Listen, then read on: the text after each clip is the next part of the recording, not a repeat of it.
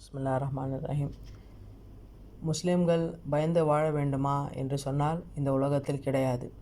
தலை நிமிர்ந்து வாழக்கூடிய ஒரு மனிதன் இந்த பூமியில் இருக்கின்றான் என்று சொன்னால் அது ஏக இறைவனை ஏற்றுக்கொண்டு வாழக்கூடிய மனிதன் ஒரு முஸ்லீமாக தான் இருக்க முடியும். ஏன் என்று சொன்னால் அவனுடைய வாழ்க்கை நெறி அப்படி, அவனுக்கு சொல்லியிருக்கக்கூடிய கட்டளைகள் அப்படி. 1400 வருஷத்துக்கு முன்னாடி இறங்கினது இஸ்லாம் கிடையாது. முதலாக பூமியிலே ஒரு மனிதன் வந்ததே இஸ்லாமை எடுத்துக்கொண்டு தான் இந்த பூமியில் வந்திருக்கின்றான். தீமையை தடுத்து நன்மையை ஏவுவது தான் இஸ்லாம் என்று நமக்கு சொல்லி தந்திருக்கின்றது. அப்படி இருக்கும்பொழுது நமக்கு இறங்கிய இந்த வேதங்களை நாம் சரியாக படித்து அதை நம் வாழ்வில் கடைப்பிடித்து அதை பிறருக்கும் எடுத்து சொல்லாமல் இருந்தால் கண்டிப்பாக நாம் இந்த பூமியிலே பல பிரச்சனைகளுக்கும் பல இன்னல்களுக்கும் நாம் ஆளாகி விடுவோம். சரிவர செய்தால் நிச்சயமாக நாம் தலை நிமிர்ந்து வாழக்கூடிய மனிதர்கள் இந்த முஸ்லிம்கள். இன்றைக்கு பல பிரச்சனைகளுக்கு இஸ்லாம் அல்லாத மக்கள் எல்லாம் தீர்வு காண்டு இருக்கின்றார்கள் என்று சொன்னால் அவர்கள் முயற்சி செய்கிறார்கள், அவர்களுக்கு அல்லாஹ் உதவுகின்றான். ஆனால் சற்று உள்நோக்கி பார்த்தால் உலகத்தில் இருக்கக்கூடிய அனைத்து தீமைகளுக்கும் முன்னே இருந்து நடத்தி அதுக்கு தீர்வு காணக்கூடிய மக்கள் யார் தெரியுமா? யாராக இருக்க வேண்டும் என்று சொன்னால் அது ஒரு முஸ்லீமாக தான் இருக்க வேண்டும். அதை தான் அல்லாஹ் வலியுறுத்துகின்றான். ஏனென்று சொன்னால் அனைத்து தீமைகளுக்கும் விடை, அடுத்து அனைத்து தீமைகளுக்கும் தீர்வு என்பது நம் மார்க்கத்தில் இருக்கின்றது. இது மார்க்கம் என்று சொன்னாமல் வாழ்க்கையுடைய நெறி, வாழக்கூடிய ஒரு கட்டமைப்பு என்று தான் சொல்ல வேண்டும். என் மார்க்கத்தில் நீ என்ன பார்த்து விட்டாய் என்று நீ என்னை ஏளனமாக பார்க்கின்றாய். எது தீமை நடந்தாலும் உலகத்தில் எங்களை ஏன் கொண்டு போய் சிறையில் அடைக்கின்றாய்? அப்போது உனக்கு பயம். என்ன பயம்? எங்களை பார்த்தும் பயம் கிடையாது, எங்களுடைய நேர்மையை கண்டு நீ பயந்து கொள்கின்றாய். ஒரு தாயின் காலடியில் சுவனம் என்று சொல்லி கொடுத்தானே, அது தவறா? ஒரு சுவனத்துடைய சாவி தந்தை என்று சொல்கின்றதே என் மார்க்கம், அது தவறா? வருடத்திற்கு வரக்கூடிய உன்னுடைய லாபத்தில் 2.5% எடுத்து ஏழை எளிய மக்களுக்கு அது தானமாக கொடு என்று சொல்கின்றது என் மார்க்கம், அது தவறா? சொத்து பிரிவுன்னு வரும்போது இந்த உலகத்தில் எத்தனை பிரச்சனை வருகின்றது. அந்த சொத்து பிரிவு என்பது ஆணுக்கு 2 பங்கும் பெண்ணுக்கு 1 பங்கும் என்று சொல்கின்றது என் மார்க்கம், அது தவறா? ஏன் ஆணுக்கு 2 பங்கு? ஏனென்றால் ஆணுடைய தோளிலே சுமைகள் அதிகமாக இருக்கின்றது. அவன் தன் மனைவியை பார்க்க வேண்டும், பிள்ளைகளை பார்க்க வேண்டும், தன்னுடைய தாய் தந்தையை பார்க்க வேண்டும். அப்படின்ற ஒரு விஷயம் அந்த ஆணுடைய தோளில் இருக்கின்ற காரணத்தினால் அல்லாஹ் ஆணுக்கு 2 பங்கும் பெண்ணுக்கு 1 பங்கு என்று சொல்லி கொடுத்தானே. எவ்வளோ இன்னும் இது உன்னிப்பாக பல விஷயங்கள் இதில் இருக்கின்றது. ஆக இது தவறா?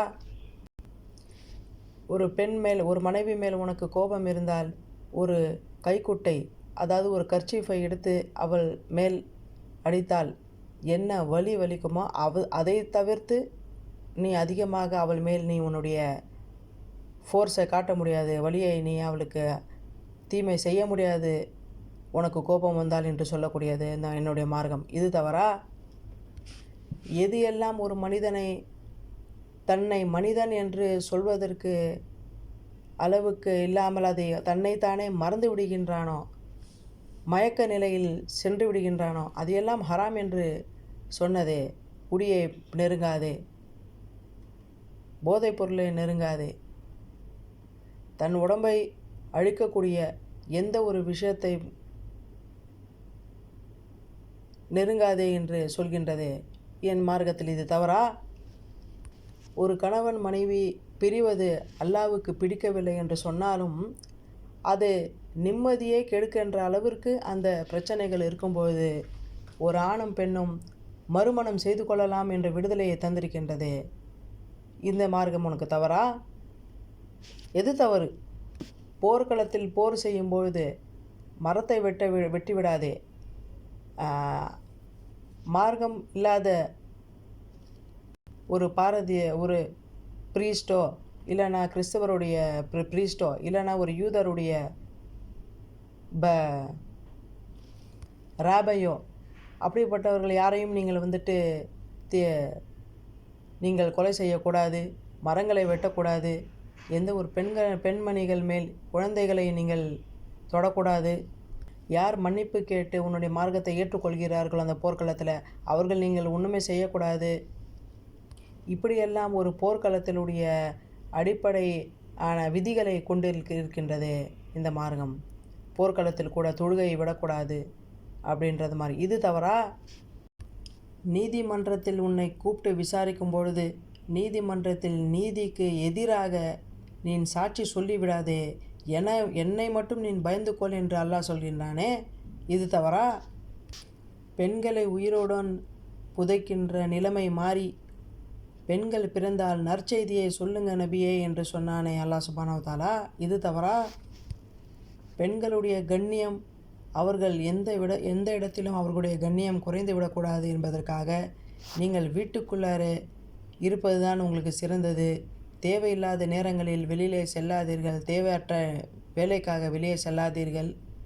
அப்படியே சென்றாலும் உங்களுடைய உடலை நீங்கள் மறைத்து கொண்டு செல்லுங்கள். ஏனென்று சொன்னால் பெண்கள் என்பவர்கள் அழகாகத்தான் படைக்கப்பட்டிருக்கின்றீர்கள்.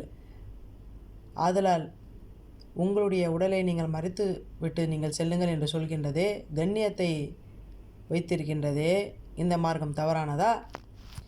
தண்ணியை வீணாக்காதே, உணவை வீண் விரயம் செய்யாதே, அளவுக்கு மேலே நீ செலவு செய்யாதே, நீயும் உண்டு பிறருக்கும் தா என்று சொல்கின்றது. இது தவறா? உதவியை செய், பலனை என்னிடமே நீ எதிர்பாரு என்று சொல்கின்றது.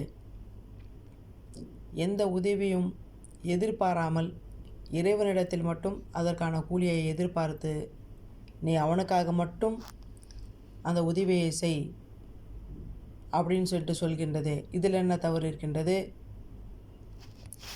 சுத்தத்திற்கு பேர் போனது என்னுடைய மார்க்கம். எந்த தொழுகைக்கு வருவதற்கு முன்பேயும் நீங்கள் உங்கள் கை காலை சுத்தமாக செய்து வைத்து கொள்ளுங்கள், அதற்கான தண்ணீரையும் நீங்கள் அளவுக்கு மீறி எடுத்துக்கொள்ளாதீர்கள் என்று சொல்கின்றது. உங்களுக்குள்ளார ஒரு ஒற்றுமை வர வேண்டும் என்பதற்காக இந்த உலகத்திலுடைய நடுமத்தியை தேர்ந்தெடுத்து அந்த நடுமத்தியை தன்னுடைய வீடாக அல்லாஹ் வைத்துவிட்டு அதை நோக்கி நீங்கள் உங்களுடைய தொழுகையை செய்யுங்கள் அப்படின்றத ஒற்றுமையை எந்த ஜாதி எந்த ஒரு இதுவும் பார்க்காமல் ஒருவருக்கு ஒருவர் தோள் கொடுத்து நின்று என்னை வணங்கி வாருங்கள், அது ஏழை பணக்காரன் என்பது எல்லாம் அந்த வித்தியாசம் இல்லாமல் பாகுபாடு இல்லாமல் என்னை நினைத்து வாருங்கள் என்று சொல்கின்றது என் மார்க்கம். இது தவறா? எல்லாவற்றிற்கும் மேலாக இப்படி நான் சொல்லிக்கொண்டே போகலாம். ஆனால் எல்லாவற்றுக்கும் மேலாக இந்த பிரபஞ்சத்தை படைத்து வானம் பூமியை படைத்து தன்னந்தனியாக அதை ஆட்சி செய்து அதை பரிபாலித்து கொண்டிருக்கின்றானே ஏக இறைவன், அவனுக்கு எந்த ஒரு இணையும் வைக்காமல் தொழுது வாருங்கள் என்பது கேட்டது அவன் தவறா? இந்த மார்க்கம் தவறா? படைத்த அவனுக்கு துணை எதற்கு? தனியாக அவனுக்கு அது அந்த வல்லமைக்கு அவன் இப்படிப்பட்ட பிரபஞ்சத்தை என்ன அளவே இல்லாமல் ஆக்கவும் தெரிந்தவன், அழிக்கவும் தெரிந்தவன். முதலும் அவனே, முடிவும் அவனே. அப்படிப்பட்ட ஏக இறைவனுக்கு எந்த துணையும் வேண்டாம், அவன் ஒருவனே, அப்படிப்பட்ட இறைவனை வணங்கி வாருங்கள் என்று சொல்கின்றது இந்த மார்க்கம். இது தவறா? இப்படி எந்த ஒரு தவறும் இல்லாத என் மார்க்கத்தை பின்பற்றக்கூடிய மக்களை பார்த்து இலக்காரமாக பார்ப்பதற்கு உனக்கு என்ன ரைட்ஸ் இருக்கின்றது? உனக்கு என்ன தகுதி இருக்கின்றது? சொல் பார்ப்போம். எங்களை பார்த்தால் ஏன் இளக்காரமாக பார்ப்பதற்கு என்ன இருக்கின்றது? நாங்கள் இப்படி இவ்வளோ நல்ல விஷயங்கள் இருந்தும் அல்லாஹ் எங்களுக்கு சொல்கின்றான், நீ வெளியே செல்லும் பொழுது ஹம்பலாக நடந்துக்கோ, மாடஸ்டாக நடந்துக்கோ, உன்னிடத்தில் கர்வம் இருக்கக்கூடாது, உன்னுடையத்தில் பொறுமை இருக்க வேண்டும். கர்வம் என்பது ஒரு மஸ்டர்டு சீட், அதாவது கடுகளவு இருந்தாலும் நீ சுவனம் செல்ல முடியாது என்று சொல்கின்றதே மார்க்கம். அந்த ஒரு காரணத்திற்காக மட்டும்தான் நாங்கள் வெளியே செல்லும்போது 4 பேருடன் பழகும்போதும் கூட நாம் அதை ஒரு கர்வமாக பார்ப்பது கிடையாது. ஏனென்றால் நாங்கள் எங்களை ஒரு அடிமையாக பார்த்து கொள்கின்றோம். அடிமை யாருக்கு தெரியுமா? எங்களை படைத்த இறைவனுக்கு. மனிதர்களுக்கு நாங்கள் அடிமை கிடையாது. அடிமையாக வாழ்ந்து கொண்டிருக்கின்றோம் என்று சொன்னால் அது எங்களுடைய ஏக இறைவன் உடைய கட்டளைக்காகத்தான். அவனுக்கு மட்டும்தான் நாங்கள் அடிமையாக இருக்கின்றோம். ஆனால் பார்ப்பவர்களுக்கு நம்மை பார்த்தால் அடிமையாக இவர்கள் தெரிகிறார்கள், இவர்களை என்ன வேணாலும் நாம் சொல்லலாம் செய்யலாம் என்பதை அவர்கள் நினைத்து கொண்டிருக்கிறார்கள். அது கிடையாது. இன்னொன்று சொல்கிறாங்க, நம் மார்க்கத்தை பிறரிடம் திணிக்கிறோமா? எங்களுடைய குரானில் அல்லாஹ் சொல்கின்றான், கொல்யாயுல் காஃபிரூனில் சொல்கிறான், உன் மார்க்கம் உனக்கு, என் மார்க்கம் உனக்கு. நபியே, கட்டாயம் செய்து யாரையும் மார்க்கத்தை நாம் திணிக்க முடியாது, திணிக்கவும் கூடாது என்று அல்லாஹ் சொல்கின்றான். அவர்களை விட்டுவிடுங்கள். சொல்வது மட்டும்தான் உங்களுடைய வேலை. அவர்களுக்கு நேர்வழி கொடுப்பது என்பது என் கையில் உள்ளது. இந்த உலகத்தில் அவர்கள் வாழும் வரை அவர்களுக்கு எல்லாவித வசதிகளும் நான் செய்து கொடுப்பேன், மரணம் வரையில். மரணத்திற்கு பின் என்னை நம்புவோருக்கு நான்